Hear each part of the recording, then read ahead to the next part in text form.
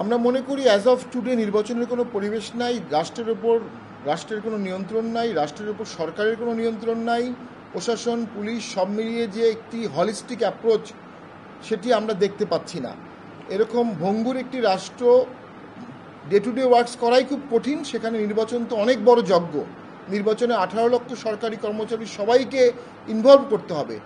আমরা ব্যক্তিগতভাবে মনে করি অ্যাজ অফ টুডে নির্বাচনে কোনো পরিবেশ সৃষ্টি করতে সরকার সচেষ্ট হয়নি। তবে সরকার বলেছে তারা নতুন ইনিংস শুরু করছে আজ থেকে। আমরা দেখতে চাই এই নতুন ইনিংসের ব্যাটিং কেমন হয়, বোলিং কেমন হয়, ফিল্ডিং কেমন হয়। এগুলো দেখার পরেই আমরা নির্বাচনের ব্যাপারে সঠিক মন্তব্য করতে পারবো।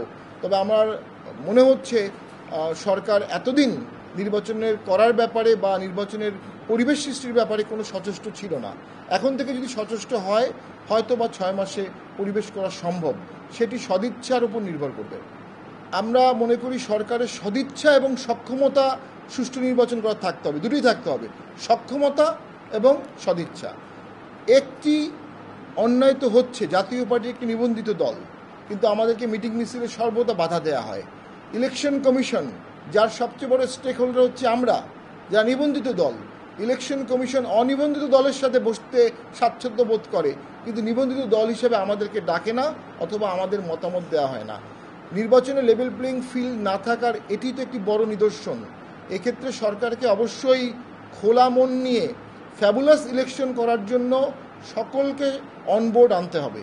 সকলকে অনবোর্ড আনতে না পারলে নির্বাচনটা গোড়া থেকেই প্রশ্নবিদ্ধ থেকে যাবে, প্রক্রিয়াটাও প্রশ্নবিদ্ধ হবে এবং দেশও সংঘাতের দিকে যাবে। আমাদেরও অনেক ভুল আছে, দোষ আছে, সকল দলেরই ভুল আছে, দোষ আছে।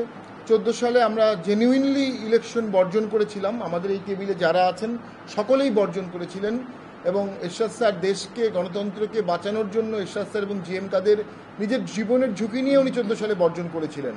পরে ওনাকে সিএমএইচে নিয়ে আটক করে রাখা হয়েছিল এবং এরপরে 18 সালের যে ভোটটি হয় সেখানে সকলেই অংশগ্রহণ করেছিল, সেটিও প্রশ্নবিদ্ধ ইলেকশন, আমি অস্বীকার করব না।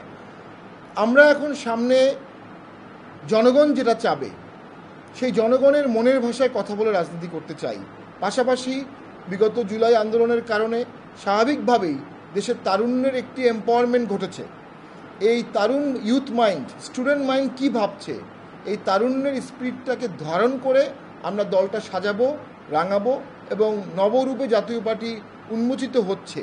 এই নবরূপে উন্মোচিত হয়ে জাতীয় পার্টি নতুন বাংলাদেশ গড়ার জন্য পদক্ষেপ নিচ্ছে এবং আমার দৃঢ় বিশ্বাস আমরা একটা শক্তিশালী দলে পরিণত হব।